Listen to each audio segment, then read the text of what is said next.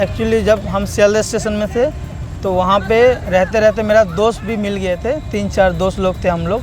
तो हम लोग को जब लेकिन आपको ये नहीं पता सियालदह स्टेशन कैसे पहुँचे? नहीं जी, नहीं पता, हम उधर नहीं थे। हमको इतना याद है हम उधर पता नहीं कैसे पहुँचे, और उधर से मेरा दोस्त लोग मिलने शुरू किया और वहीं से हम लोग इधर उधर, हम लोग को भूख लगता था तो हम लोग खाना मांगते थे, नहीं देने से हम लोग किसी का खाना रहने से लेके भागते थे, खा लेते थे। किसी का पैसा हम लोग छीन लेते थे। भूख लगने से एक ही आ जाए, अजय पैसा लेके भागो, नहीं तो खाना लेके भागो। तो चाइल्ड लाइन का थ्रू हम डॉन बॉस्को आश्रम में गए। उन लोग को भैया लोग को स्टेशन भेजता है वो टाइम पे, तो हम लोग को लेके गया, बोला कि तुम लोग जाओगे, खाना मिलेगा, खेलने का बहुत कुछ मिलेगा। तो हम लोग को सुन के अच्छा लगा, चलो खाना तो मिलेगा, कम से कम खेलने के लिए भी मिलेगा, कपड़ा भी देंगे।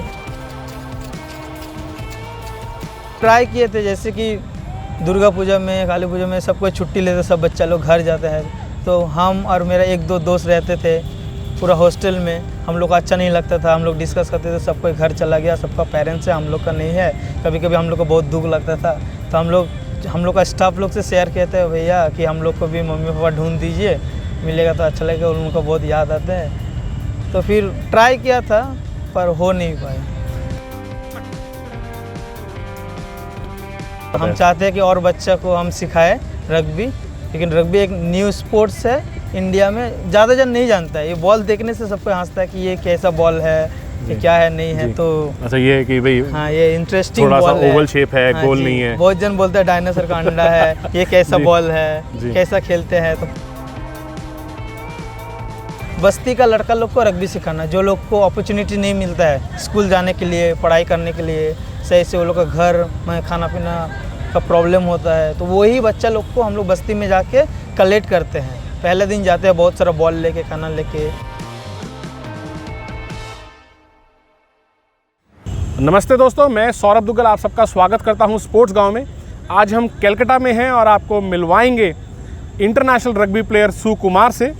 सुकुमार का रग्बी का सफ़र सियालदह रेलवे स्टेशन से शुरू हुआ।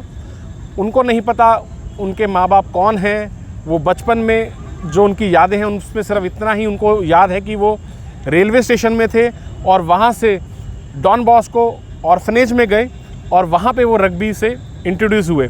सुकुमार, आपका स्पोर्ट्स गांव में स्वागत है। Thank you. सुकुमार, आप इंडिया को 3 बार रिप्रेजेंट कर चुके हैं, तो आपका रग्बी का सफ़र कैसे शुरू हुआ था? एक्चुअली हम डॉन बॉस्को हॉस्टल में रहते थे, तो वहाँ से बाहर जाने का अपॉर्चुनिटीज़ नहीं मिलते थे। तो हम लोग का जो सीनियर थे वो लोग हर शनिवार करके, सैटरडे करके बाहर जाते थे खेलने के लिए। हम लोग को ये भी नहीं पता था कि कहाँ जाते हैं, कौन सा खेलते हैं, क्या खेलते हैं। तो हम लोग हॉस्टल में रहते थे, भैया लोग जाते थे, हम लोग भैया लोग को रिक्वेस्ट करते थे भैया हम लोग भी बाहर जाएंगे, क्योंकि हम लोग को हॉस्टल से अलाउ नहीं था बाहर जाने के लिए। तो हम लोग बाहर जाने से हम लोग को अच्छा लगता था, तो इसीलिए भैया लोग को हमेशा रिक्वेस्ट करते थे भैया हम लोग भी जाएंगे खेलने, अब हम लोग को भी लेके जाओ। तो हम लोग ऐसे हॉस्टल का अंदर खेलते रहते थे। एक दिन ऐसा टाइम आया कि जो प्रताप भैया है, तो प्रताप भैया बोला कि ठीक है तुमको हम लेके जाएंगे सैटरडे में, पर बदमाशी मत करना। तो तब से हम रग्बी खेलने लगे, तब से अभी तक हम रग्बी खेल रहे हैं। तो पहली बार आपने इंडिया को कब रिप्रेजेंट किया? 2018 को।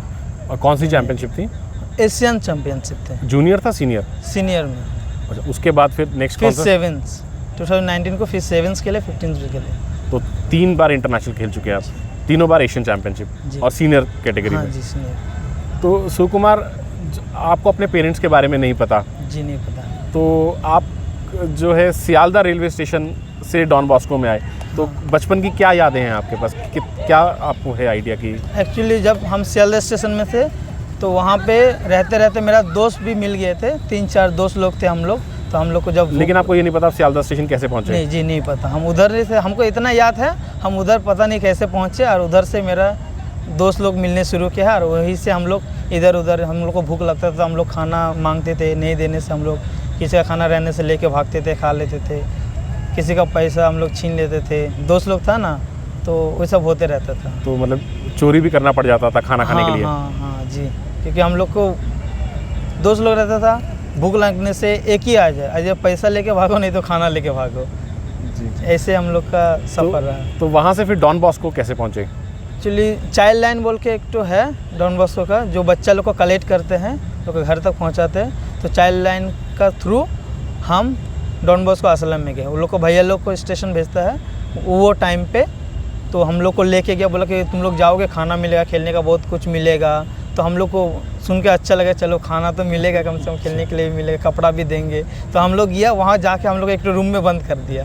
तो बंद करने के बाद वो लोग खाना दिया, कपड़ा दिया, फिर हम लोग को टकला कर दिया, बड़ा बड़ा चूल था।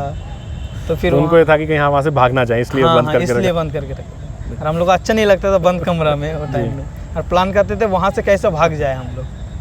तो आपने अपने पेरेंट्स को ढूंढने की कोशिश करी या? हम ट्राई किए थे, जैसे कि दुर्गा पूजा में, काली पूजा में सब कोई छुट्टी लेते, सब बच्चा लोग घर जाते हैं, तो हम और मेरा एक दो दोस्त रहते थे पूरा हॉस्टल में। हम लोग को अच्छा नहीं लगता था, हम लोग डिस्कस करते थे, सब कोई घर चला गया, सबका पेरेंट्स है, हम लोग का नहीं है। कभी कभी हम लोग को बहुत दुख लगता था, तो हम लोग का स्टाफ लोग से शेयर किए थे, भैया कि हम लोग को भी मम्मी पापा ढूंढ दीजिए, मिलेगा तो अच्छा लगेगा, उनको बहुत याद आते हैं। तो फिर ट्राई किया था पर हो नहीं पाए।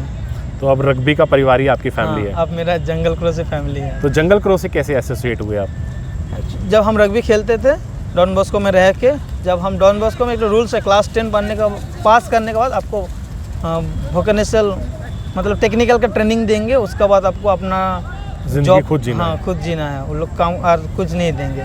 तो वहाँ से क्लास 10 पास किया, और हम जैसे रग्बी खेलते थे बोल के हम पॉल सर को जानते थे, तो पॉल सर बोला कि ठीक है तुम मेरा पास आ जाओ, हम तुमको पढ़ाएंगे, खिलाएंगे, तुमको हम देखेंगे अच्छे। तो अभी आप रग्बी की कोचिंग भी देते हैं? हाँ, अभी हम खेलो रग्बी में कोच हैं, बच्चे लोग को रग्बी सिखाते हैं और पढ़ाई भी कर रहे हैं? साथ साथ हम पढ़ाई कर रहे हैं। अभी हमको चांस मिला है लवली प्रोफेशनल यूनिवर्सिटी में जो जलंधर में है। हाँ जी, स्पोर्ट्स मैनेजमेंट का पढ़ाई कर रहे हैं। तो वहाँ पे कौन सी क्लास में हैं आप? अभी हम 2nd ईयर में हैं। Sports management? तो स्पोर्ट्स मैनेजमेट करके फिर आप फुल फ्लेज कोचिंग में आना चाहते हैं? जी, और बच्चों को भी सपोर्ट करना चाहते हैं? हम चाहते हैं कि और बच्चा को हम सिखाएं रग्बी, लेकिन रग्बी एक न्यू स्पोर्ट्स है इंडिया में, ज़्यादा जन नहीं जानता है। ये बॉल देखने से सबको हंसता है कि ये कैसा बॉल है, ये क्या है नहीं है। तो अच्छा, ये है कि भाई हाँ, ये इंटरेस्टिंग थोड़ा सा बॉल है, ओवल शेप है, हाँ गोल नहीं है। बहुत जन बोलते हैं डायनासोर का अंडा है, ये कैसा बॉल है, कैसा खेलते हैं, तो पूछते हैं। तो इसका बारे में बताना अच्छा लगता है, इंटरेस्टिंग लगता है सिखाना।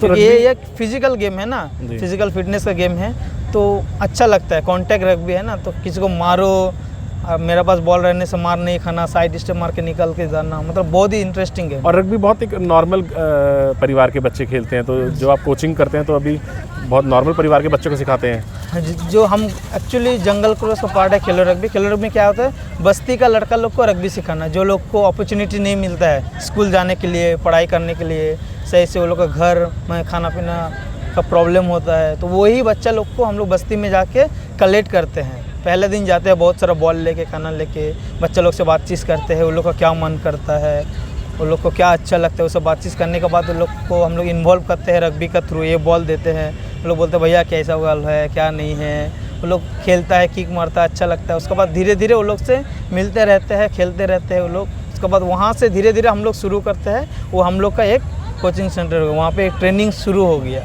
तो वहाँ से जो लोग सीनियर है, थोड़ा बच्चा लोग को गाइड करता है, वो लोग को धीरे धीरे हम लोग यंग लीडर का रोल देते हैं, धीरे धीरे रोल रिस्पॉन्सिबिलिटी शेयर करते हैं उन लोग का साथ, जो बच्चा लोग को देखभाल करे। ऐसे करके हम लोग आगे बढ़ते हैं उन लोग का साथ, और ट्राई करते हैं जो बच्चा लोग पढ़ता नहीं है, स्कूल नहीं जाता, उन लोग को स्कूल में भी जाए, स्कूल भेजे, नहीं तो हम लोग बोलेंगे खेलने नहीं देंगे, नहीं तो धीरे धीरे वो लोग स्कूल ज्वाइन करता है। उसका धीरे धीरे हम लोग थोड़ा थोड़ा चीज़ से हेल्प करने लगते हैं। एक तो thank you very much Sukumar sports गांव से बात करने के लिए, और हम चाहते हैं ऐसे आप इंडिया को भी और रिप्रेजेंट करें, और आप जो आपका स्पोर्ट्स मैनेजमेंट है उसके बाद आप कोचिंग में भी बहुत फ्लरिश करें। तो दोस्तों, ये कहानी थी सुकुमार की, जो एक रेलवे स्टेशन से कहानी शुरू हुई। इनको नहीं पता इनके माँ बाप कौन हैं, कहाँ हैं। ये रेलवे स्टेशन में पहुँचे, खाने की दिक्कत थी, खाना नहीं मिलता था, छीन के खाना पड़ता था, बट इतनी तकलीफ़ के बावजूद भी ये रग्बी स्पोर्ट्स में इन्होंने इंडिया को रिप्रेजेंट करा, एक बहुत बड़ी बात है। और हम सब चाहते हैं, दुआ करते हैं कि ये ऐसे ही आगे बढ़ते रहें, और आप लोग हमारे साथ जुड़े रहें। हम और ऐसी कहानी लेके आते रहेंगे जो अपने आप में एक इंस्पिरेशन है, एक मोटिवेशनल कहानियाँ हैं। और जो साथी हमारा देख रहा है स्पोर्ट्स गांव को, जिसने सब्सक्राइब नहीं करा है तो सब्सक्राइब ज़रूर करें, और नोटिफिकेशन ऑन करना बिल्कुल नहीं भूलेगा, कोई कहानी आपसे मिस ना हो जाए, क्योंकि हर कहानी अपने आप में एक मिसाल है। धन्यवाद दोस्तों।